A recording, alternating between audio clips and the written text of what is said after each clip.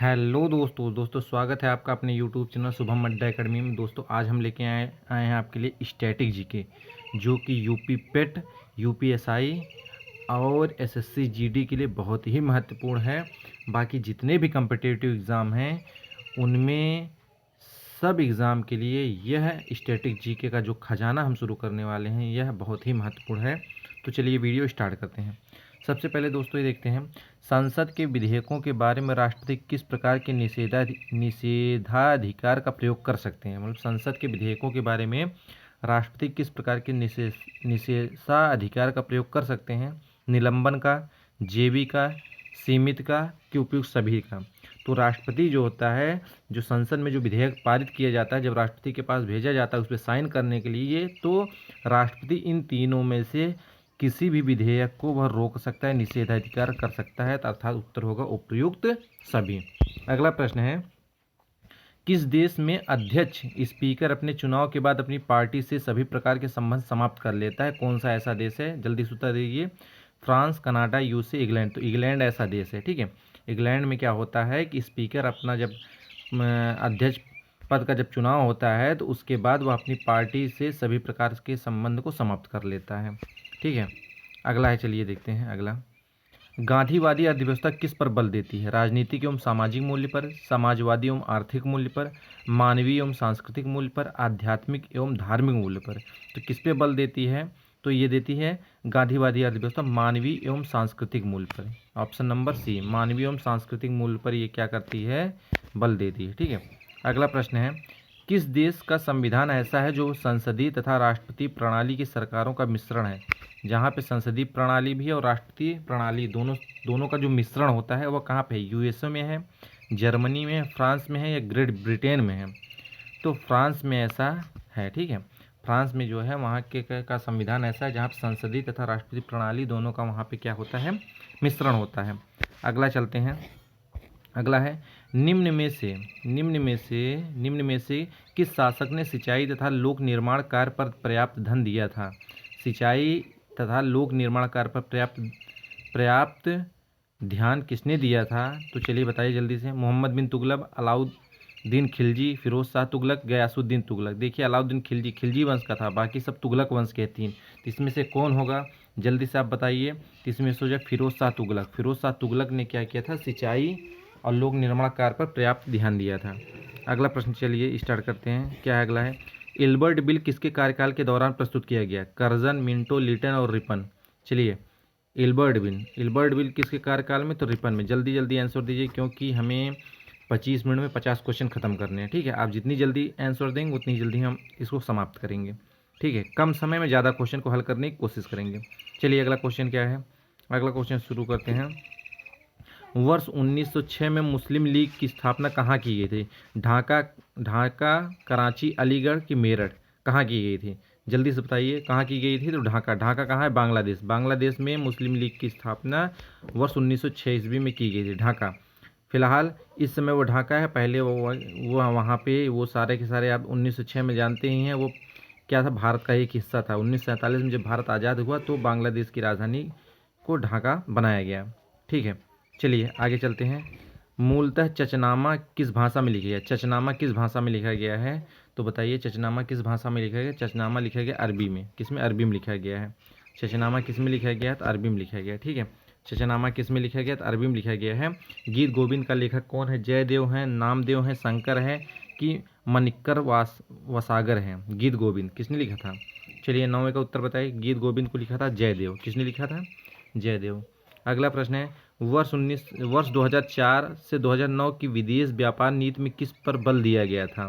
किस पर बल दिया? निर्यात को प्रोत्साहन किए थे उस समय, कि दीर्घ अवधि के व्यापारिक संबंध, आयात प्रतिस्थापन, सीमा शुल्क में वृद्धि? किस में किए थे?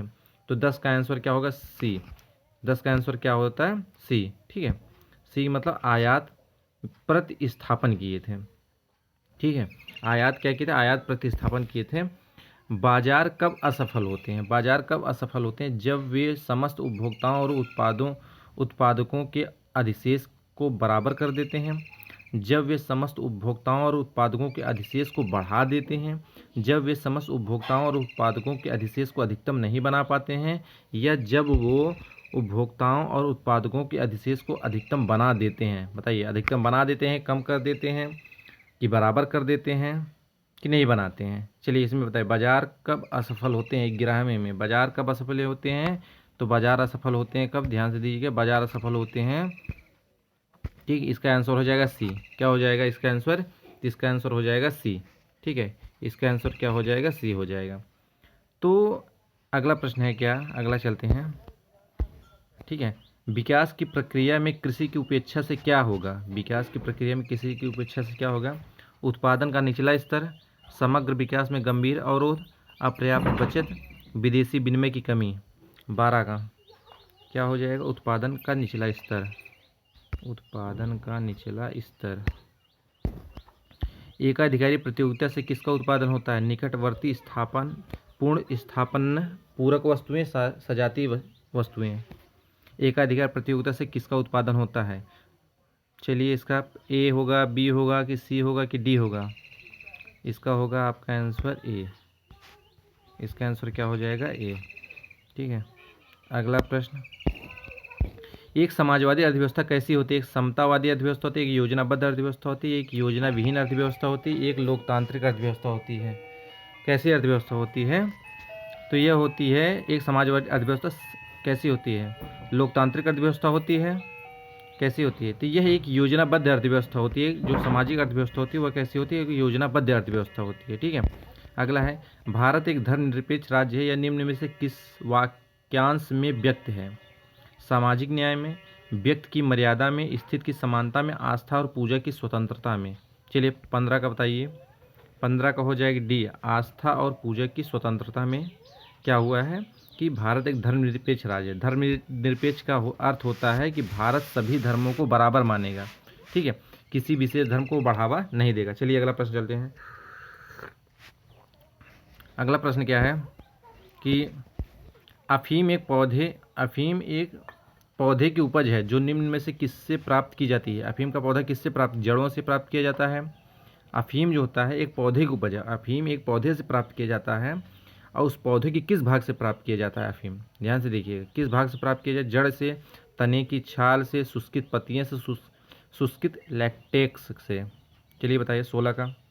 तो 16 का हो जाएगा डी, 16 का शुष्कित लैक्टेक्स जो है इससे यह प्राप्त किया जाता है। इससे क्या किया जाता है? यह प्राप्त किया जाता है, ठीक है। अगला प्रश्न है, अगला प्रश्न, निम्न में से कौन भार की इकाई है? भार की इकाई क्या है? पाउंड, किलोग्राम, ग्राम या डाइन? भार की इकाई क्या है? तो भार की इकाई क्या है? डाइन। भार की इकाई क्या है? तो भार की इकाई क्या है? डाइन है, ठीक है। भार की इकाई क्या है? डाइन है। अगला प्रश्न चलिए चलते हैं। वे पदार्थ जो चुंबक से कम प्रतिकर्षित होते हैं क्या कहलाते हैं? मतलब जो चुंबक से कम प्रतिकर्षित होते हैं वे पदार्थ क्या कहलाते हैं? लौह चुंबकीय पदार्थ, अचुंबकीय पदार्थ, अनुचुंबकीय पदार्थ, प्रतिचुंबकीय पदार्थ। तो 18 का डी होगा, प्रतिचुंबकीय पदार्थ होता है, ठीक है। क्या होगा? प्रतिचुंबकीय पदार्थ होता है। अगला चलिए, सामान्य नेत्र के लिए सुस्पष्ट दृष्टि की दूरी कितनी होती है? एक स्वस्थ मनुष्य का जो नेत्र होता है उसके लिए सुस्पष्ट दूरी क्या होती है? तो बताइए, 37.5 सेमी, 50 सेमी, 12.5 सेमी या 25 सेंटीमीटर, क्या होगा? तो इसका 19 का जो आंसर हो जाएगा वो हो जाएगा डी। 19 का आंसर का हो जाएगा, 19 का आंसर हो जाएगा डी, ठीक है, 25 सेंटीमीटर। अगला है, चलिए जल्दी करिए, थोड़ा जल्दी उत्तर दिए। वह पिंड जो ऊष्मा का अच्छा अवशोषक होता है निम्न में से कौन सा गुण वाला भी होता है? ऊष्मा का जो अच्छी तरीके अवशोषित करता है, अर्थात गर्मी को जो अच्छी तरह से अवशोषित करता है, वह कौन से गुण वाला? अच्छा परावर्तक होता है, पूर्वानुमान संभव नहीं, अच्छा विकिरक होता है, बुरा विकिरक होता है। चलिए 20 का, अच्छा विकिरक होता है। कैसा होता है? अच्छा विकिरक होता है, ठीक है। वह कैसा होता है? तो होता है अच्छा विकिरक होता है। चलिए अगला प्रश्न है, निम्न में से कौन सा इंटरनेट का पूर्ववर्ती उपकरण है? Extranet, usenet, intranet, ARPANET. क्या होता है? 21 का बताइए। 21 का हो जाएगा डी। 21 का क्या हो जाएगा? 21 का हो जाएगा डी। क्या हो जाएगा? डी, अर्पानेट, ठीक है। अर्पानेट हो जाएगा 21 में। अगला प्रश्न क्या है? जावा में है जो एक प्रक्रिया के अंतर्गत नियंत्रण का स्वतंत्र अनुक्रमिक प्रवाह है, क्या है? सूत्र है, अपवाद है, एप्लेट है, विधि है, क्या है? चलिए इसे बताइएगा। 22 का जल्दी से बताइए। 22 का ए है सूत्र है, ठीक है। अगला क्या है, गाय के दूध का रंग थोड़ा पीलापन किसकी उपस्थिति के कारण होता है। गाय का दूध आप देखिए थोड़ा पीलापन होता है, किसकी उपस्थिति के कारण, राइबोफ्लेविन के कारण, कैरोटीन के कारण, राइबोलोस के कारण, जैथोफिल के कारण। किसके कारण होता है, किसके कारण होता है, राइबोफ्लेविन के कारण। किसके कारण होता है, राइबोफ्लेविन के कारण, ठीक है, राइबोफ्लेविन का। 24 नंबर का क्वेश्चन है, चलिए। निम्न में से कौन सी बीमारी वायु प्रदूषण के कारण नहीं होती है या बढ़ती है, नहीं होती या बढ़ती है। अस्थमा, निमोनिया, क्षय रोग, दीर्घकाल ब्रोंकाइटिस। क्या होता है 24 का, 24 का चलिए बताइए। 24 का होता है सी, क्या होगा सी, क्षय रोग। क्षय रोग जो होता है वो वायु प्रदूषण के कारण नहीं होती है, ठीक है, वो वायु प्रदूषण के कारण नहीं होती है। अगला प्रश्न है, चुंबकीय निरक्ष निकट संबंध किससे है। चुंबकीय निरक्ष किससे है, तो प्राकृतिक आपदाएं, मत्स्यन क्षेत्र, ज्वारीय धारा, उपग्रह छोड़ना। तो 25 का आंसर क्या हो जाएगा, तो 25 का आंसर हो जाएगा डी, उपग्रह छोड़ना। वर्षा पर निर्भर भूमि को क्या कहते हैं, जहाँ पर वर्षा पर निर्भर भूमि को क्या कहते हैं, सूखा, शुष्क, वर्षा सिंचित, सिंचित क्या कहते हैं। 26 का हो जाएगा सी, वर्षा पर निर्भर भूमि को क्या कहते हैं, सिंचित, ठीक है, वर्षा सिंचित कहते हैं। अगला प्रश्न है, चलिए, ठीक है। निम्न में से कौन सी पर्वत श्रृंखला में अक्षांशी मोड़ है। अक्षांशी मोड़ किस में है, पश्चिमी घाट में, हिमालय में, अरावली है, विंध्य में। किस में अक्षांशी मोड़ किस में है, 27 का हो जाएगा बी, हिमालय में। हिमालय में क्या अक्षांशी मोड़ है, ठीक है, 27 का बी हो जाएगा। अगला क्या है कि जीवाश्म विज्ञान में किसका अध्ययन किया जाता है, मृदा का, वृक्ष का, फॉलिस का, चट्टान का। किसका अध्ययन किया जाता है 28 का, तो 28 का फॉलिस का। जीवाश्म में किसका अध्ययन किया जाता है, तो फॉलिस का, ठीक है, किसका किया जाता है, फॉलिस का। Option number C. भारत में उर्वरक का पहला कारखाना कहाँ लगाया गया था, आलवे, आसनसोल, रानीपेट, सिंदरी, ठीक है। तो ये ऑप्शन क्या हो, रानीपेट में, रानीपेट में लगाया था। भारत में उर्वरक का पहला कारखाना कहाँ लगाया था, रानीपेट में। चलिए अगला प्रश्न, चलिए चलते हैं। जब आँख में धूल पड़ जाती है तो उसका कौन सा भाग सूजकर लाल हो जाता है, नेत्र, श्लेष्मलता, दृष्टपटल, कार्निया या रक्तक पटल। किसका होता है, 30 नंबर का आंसर क्या हो जाए, नेत्र श्लेष्मला। नेत्र श्लेष्मला जो होता है वह सूजकर लाल होता जाता है जब हमारी आंखों में धूल पड़ जाती है। हीमोग्लोबिन एक ऐसा श्वसनक वर्णक है जो निम्न में लार्वा के अलावा सभी रज्जुकी में पाया जाता है। किसमें, लैम्प्रे, एसिडिया, इल मछली, टोड, किस में पाया जाता है।